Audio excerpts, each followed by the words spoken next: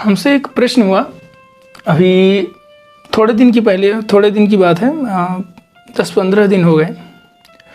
कहते हैं कि भाई शिक्षा का जो स्तर है वह दिन प्रतिदिन अगर देखा जाए आर्थिक रूप से भी तो महंगा होता जा रहा है।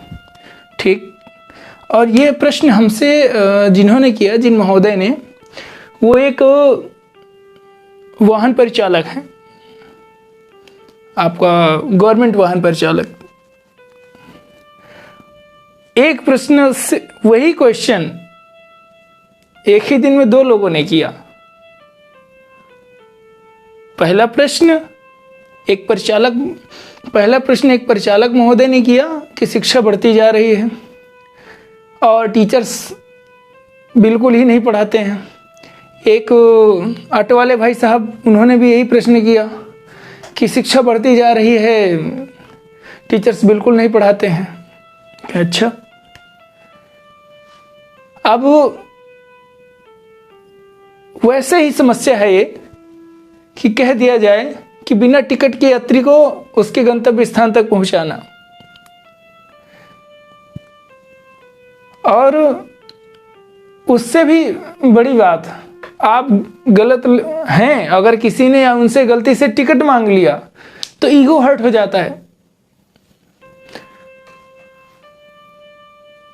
गलती से त्रुटिवश अगर कह दिया जाए कि भैया नहीं, हमको टिकट ही चाहिए, हम जो आप टिकट काट के दीजिए, हमको ऐसे नहीं जाना है, तो उनका ईगो हर्ट हो जाता है। फिर वो आपको गलत सिद्ध करने में लग जाएंगे कि नहीं, हम तो दे रहे थे, आप इतने हरिश्चंद्र जी कैसे हो गए। खैर, वो लोग हरिश्चंद्र बोलते हैं, हम तो, हमारे नमन है ऐसे व्यक्तित्व को, हमारे राजा हरिश्चंद्र जी हुए हैं। तो ऐसे लोगों को क्या किया जाए। बहुत बार हमसे छात्र ये प्रश्न करते हैं कि सर ये बताइए कि हम बहुत अच्छा करते हैं लोगों के साथ में, तब भी हमारे साथ गलत हो जाता है। तो ये तो हमारे साथ भी होता है। अभी एक दिन एक परिचालक महोदय थे, हमने उनसे कहा कि भाई साहब टिकट बना दीजिए। अब भाई साहब टिकट बनाने की जगह पैसे कम लेकर के, 5 रुपए कम लेकर के हमको टिकट नहीं दिए। और जब हमने उनसे कह दिया कि हमको टिकट चाहिए, तब उनका ईगो हर्ट हो गया। अब ईगो हर्ट हो गया तो हमसे कहते हैं कि यहीं उतर जाओ, टिकट नहीं बनाएंगे हम, टिकट बनेगा ही नहीं। क्योंकि उनका कहना था कि बस में भीड़ अत्यधिक हो गई है और आप जिस स्टॉप से बैठे हैं उससे 2 स्टॉप आगे निकल चुका है और हम अब उस स्टॉप का टिकट बनाएंगे नहीं। और हंसी की बात, भाई साहब टिकट बनाएंगे नहीं, 35 रुपए का टिकट, 35 रुपए का टिकट हमारा पूरा हो रहा था। और उसके बाद जो स्टॉप निकल चुका था वहाँ से मात्र 20 रुपए बन रहा था, वहाँ से 20 रुपए बन रहा था। उन भाई साहब का कहना था, पहले तो उन्होंने इसमें से 5 रुपए काट करके, 5 रुपए कम करके, हमने 100 की नोट दिया तो उन्होंने 5 रुपए कम करके हमको सीधे 70 रुपए वापस कर दिए। जब हमने टिकट काटने को कहा तो भाई साहब जहां से टिकट काटेंगे वह था 20 रुपए। इस पर जब हमने आपत्ति की कि नहीं, 35 रुपए का टिकट काटो, जब आप पूरे 35 काटोगे और टिकट आप 20 रुपए का दे रहे हो, आप हमको 35 रुपए का टिकट दो। तो उन्होंने परिचालक महोदय से कहा कि भाई साहब बस रोको, इनको उतारो तुरंत। और लहजा इतना जबरदस्त था कि अगर आप किसी को थोड़ा सा भी अंदाजा नहीं होगा। उनका सीधे कहना था कि भाई साहब अभी उतरो तुरंत, और आपको जिससे आना है आइए, मैं टिकट नहीं काटूंगा। वो तो अच्छा हुआ कि उनके जो जांच अभियान का एक प्रोसेस होता है वो भाई साहब उसी समय चढ़ गए। फिर उन्होंने तुरंत, जब हमारी बहस देखी तो उन्होंने तुरंत बना करके दे दिया वहीं से 35 का टिकट। लेकिन ये भाई साहब परिचालक महोदय हमसे कहते हैं कि नहीं, हम टिकट आपको 20 जहां इस स्टॉप से बना के देंगे जहां से 20 रुपए लगता है, लेकिन पैसे हम 35 लेंगे पूरे।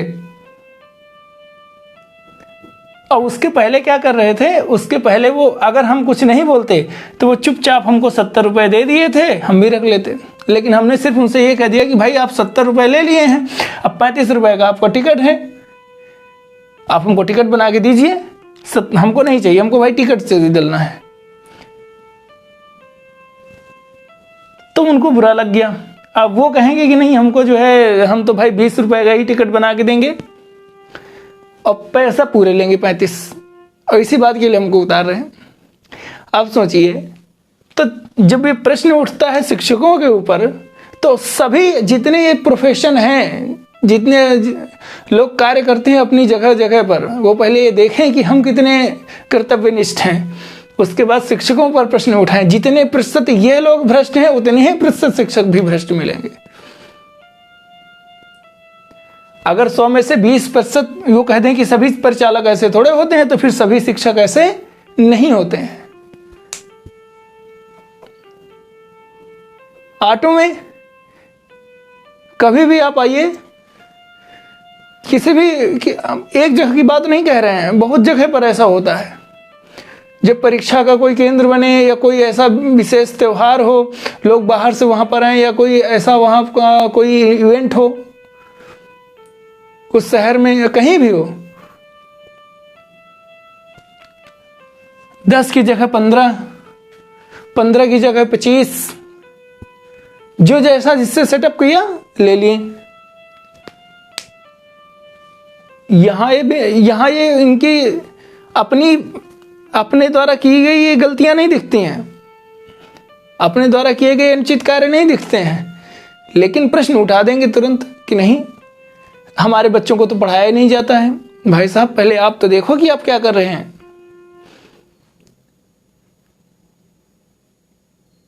हमारी एक कवित्री हैं, आदरणीय डॉक्टर अनुषपन जी, उनके द्वारा लिखा गया गीत, उनके द्वारा एक ये पंक्तियां लिखी गई कि मुश्किलों में हमें जूझना आ गया, मुश्किलों में हमें जूझना आ गया, हार भूले हमें जीतना आ गया।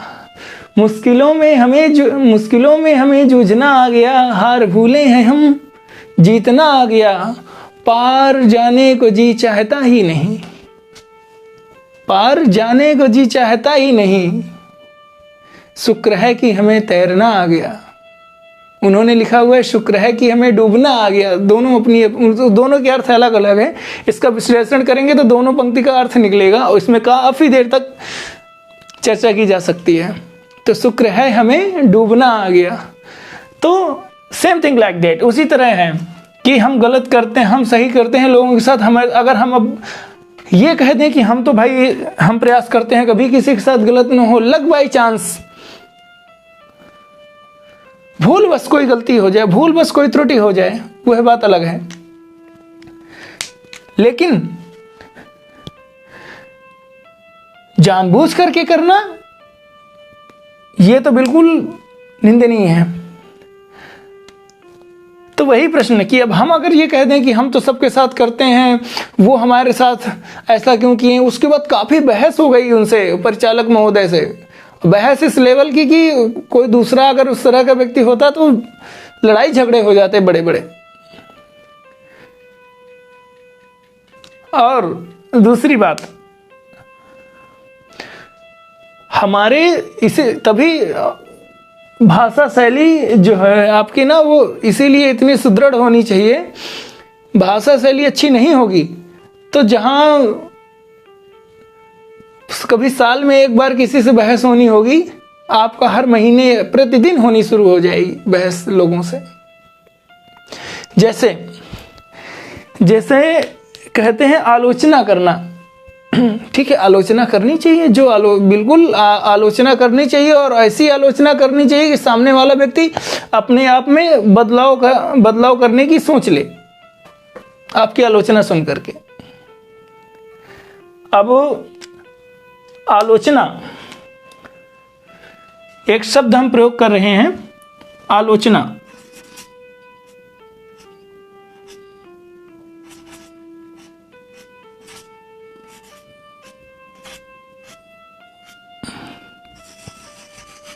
आलोचना, आलोचना आवश्यक है, बिल्कुल की जानी चाहिए। क्योंकि आपका यदि आपके पास आलोचक हैं आपके आसपास, तो कई बार हमारी जो कुछ त्रुटियां हैं वो हमको समझ में आ जाती हैं। हम भी रखते हैं आलोचक अपने पास, और जो सबसे ज़्यादा आलोचना करता है उसको ज़रूर देखते हैं।